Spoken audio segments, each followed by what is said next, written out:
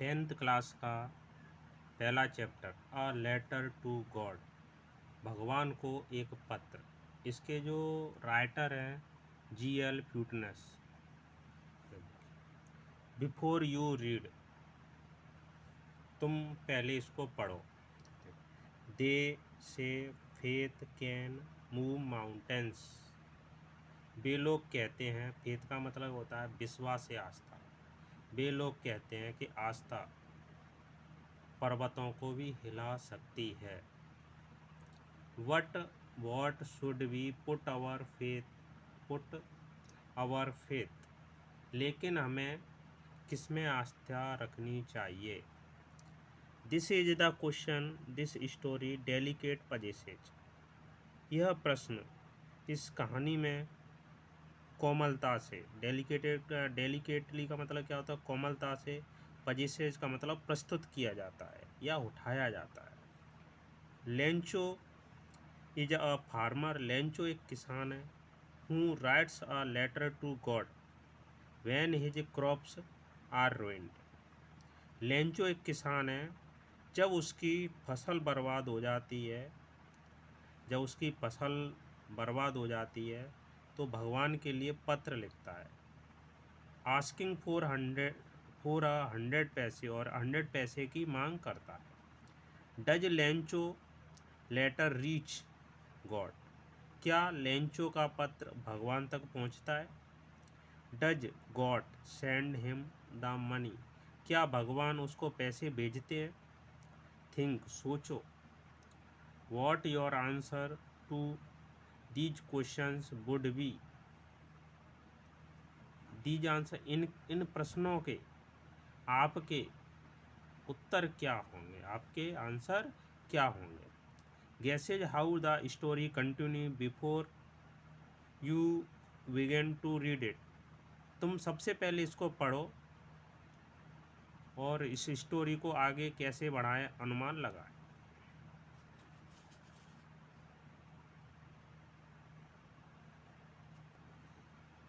यहाँ से देखिए, the house the only one in the entire valley set on the crest of a low hill. यहाँ पे entire का मतलब होता है संपूर्ण, वैली का मतलब घाटी, और देखिए सेट ऑन का मतलब होता है स्थापित, क्रेस्ट का मतलब होता है चोटी या शिखर, लो हिल का मतलब होता है छोटी छोटी पहाड़ियाँ। देखिए द हाउस घर, only one in the entire valley, घर जो घाटी में कैसा था, अकेला बना हुआ था, अकेला था। Set on the crest of a low hill, जो छोटी छोटी पहाड़ियों की चोटियों पर स्थित था। From this height one could see the river and field of ripe corn dotted with the flowers that always promised a good harvest। तो देखिए फ्रॉम दिस हाइट का मतलब इस ऊंचाई से कोई भी कुड सी द रिवर, नदियों को देख सकता है, और the field of ripe corn dotted का मतलब फैले हुए, विथ फ्लावर्स मतलब फूल फैले हुए के साथ में मकई की पकी हुई खेती को देखा जा सकता है। दैट की always promised a good harvest, जो अच्छी फसल देने का वादा करते हैं। The only thing the earth needed was a downpour at least A shower.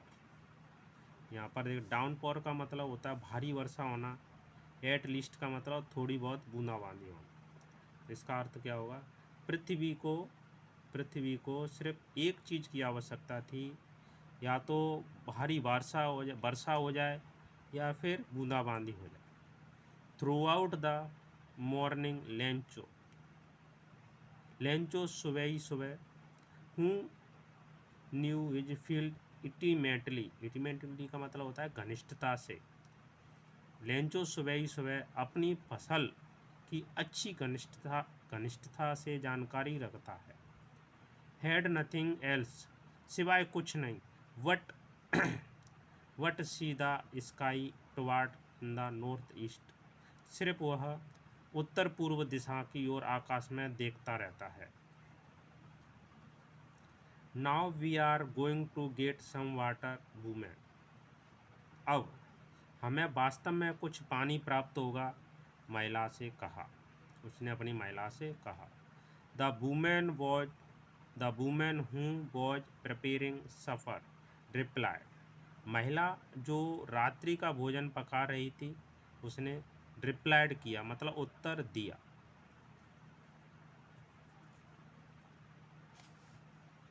Yes God willing, हाँ भगवान ने चाहा तो। The older boy were working in the field. जो बड़े लड़के थे वो खेतों में काम कर रहे थे। While smaller ones were playing near the house. छोटे बच्चे जो घर के पास खेल रहे थे। अनटिल जब तक।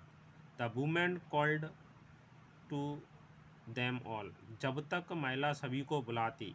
कम फॉर डिनर, रात्रि के भोजन के लिए। It was during the meal, भोजन के दौरान। जस्ट एज, जैसे ही। Just as Lencho had predicted. Lencho ने अनुमान लगा लिया। प्रेडिक्टेड का मतलब अनुमान लगाना या भविष्यवाणी करना। Big drop of rain began to fall. उसने अनुमान लगाया कि और बड़ी बड़ी बूंदें गिरना शुरू हो गई। In the north east huge mountains of cloud could be seen approaching. उत्तर पूर्व दिशा से बादलों के पहाड़ से आते हुए दिखाई दिए। The air was fresh and sweet. हवा ताजी और मधुर थी। The man went out for the no other reason than to have the pleasure of feeling the rain on his body. तो देखिए आदमी मतलब लेंचो बिना किसी कारण से घर से बाहर आया। किसका? अपने शरीर पर वर्षा की बूंदों का आनंद लेने के लिए। And when he return he exclaimed. जब वह लौटा तो उसने दावा किया, these aren't raindrop were falling in the sky. उसने दावा किया जे आकाश से जो वर्षा की बूंदें नहीं हैं, दे आर न्यू कॉइंस, ये तो नए नए सिक्के हैं। The big dropped are 10 pieces, जो बड़ी बड़ी बूंदें हैं 10 के सिक्के हैं। द लिटिल वंस 5, और छोटी हैं वो 5 सेंट के सिक्के।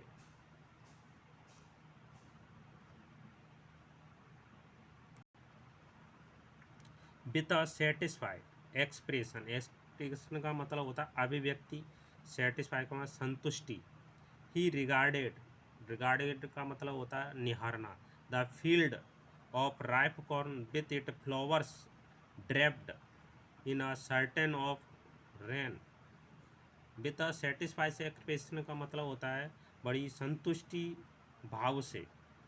यहाँ से देखो वर्षा के पर्दों ने उसको क्या कर लिया, ढक लिया है अपने फ्लावरों को। उसके जो फ्लावर है मतलब उसके फूलों के साथ में जो मकई की पकी हुई खेती को वह निहारता है। But suddenly a strong wind began to blow along with the rain very large hailstone began तो देख to fall.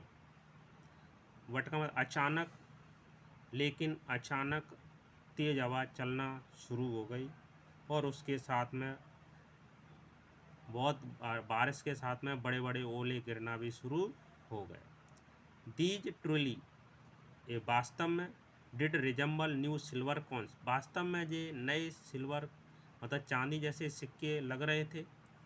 The boys exposing themselves to collect run out to collect the frozen pearls. लड़के जो वर्षा में दौड़े और जमे हुए मोतियों को इकट्ठा करने लगे। It is really getting bad now exclaimed the man. आदमी ने कहा अब वास्तव में मौसम खराब हो रहा है।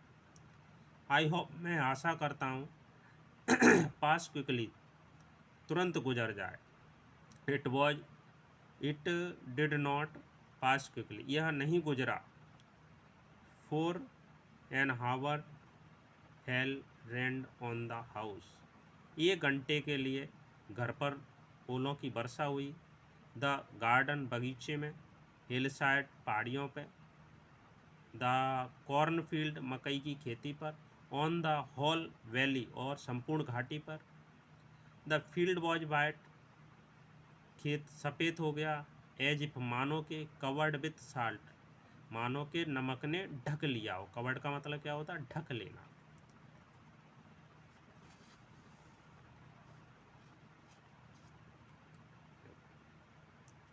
Not a leaf remained on the tree, पेड़ों से पत्तियां एक भी नहीं बची थी। रिमेंड मतलब बिल्कुल नहीं बची थी। The corn was totally destroy, मकई की जो खेती थी पूरी तरह से नष्ट हो गई। Flowers were gone from the plants, पौधों से फूल गिर गए बिल्कुल। Lencho soul was filled with sadness, लेंचो की आत्मा दुख से भर गई। When the storm had passed, जब तूफान निकल गया। He stood in the middle of field and said his sons, तो वह अपने खेतों के बीच खड़ा हुआ और अपने पुत्रों से कहा। A plague of locust would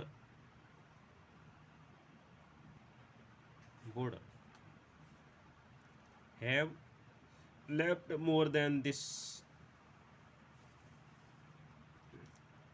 टिड्डियों का दल इससे भी ज़्यादा छोड़ जाता है।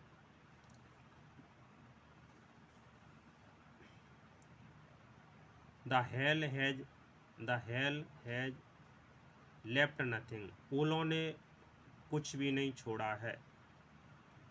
This year we shall have no corn, इस साल हम पर मकई की खेती नहीं होगी। That night was a sorrowful ones, उस रात बहुत दुखी थी, वह रात दुखी थी बिल्कुल। ऑल वर्क, हमारा सारा कार्य। फॉर नथिंग, बेकार हो गया। There no one who can help us, कोई नहीं है जो हमारी सहायता कर सके। We all go hungry this year, हमें इस साल भूखा रहना पड़ेगा।